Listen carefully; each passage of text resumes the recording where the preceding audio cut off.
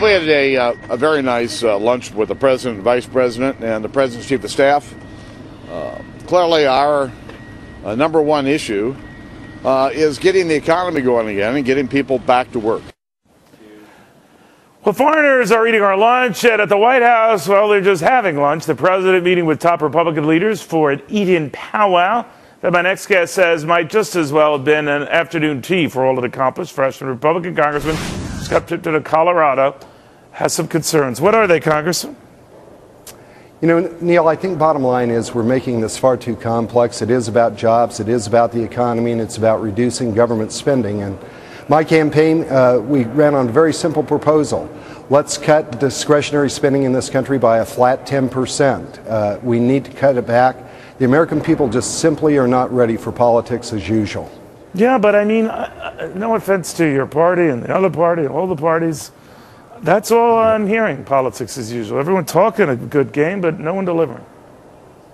You know, and I think that that's going to be the measure that we're going to be judged by, particularly as freshman members coming in. But it doesn't look good to you, pal. I'm just telling you, it doesn't look good right now. Well, I think we're going to be able to make some progress. When? When are you going to make that progress? When? I think we need to do it right away. We have this continuing resolution which is going to be coming up.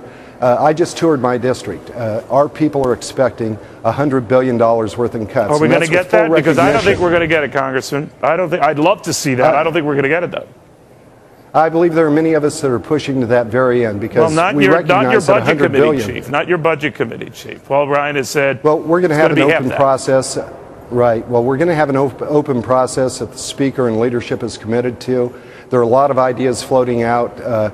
Visited with several members who believe that if we made an across-the-board cut, that may be the best way to do it. We want to make sure that we're delivering the service, but we're reducing the size of the bureaucracy. Well, what if it is what's causing a lot of the problem? I'm sorry, sir, but what if it is that smaller figure that Congressman Ryan says he's kind of limited to because, I don't know, something about the calendar and there's only so much you could do in this fiscal year with so much of it spent, et cetera.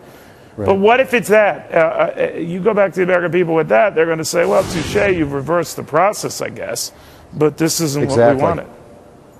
Exactly. I think that many of us are looking at $100 billion as a gnat on the back of an elephant.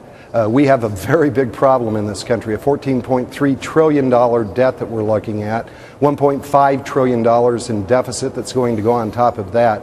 We need to be making some serious moves right now, standing up for hardworking people who are struggling to be able to pay their mortgages. They're dealing with the same thing at home, right. So government has no excuse to say that it's going to be exempt. All right, Congress, we'll watch closely. Thank you very much, sir. Be well. Well, appreciate it, Neil. Thank you.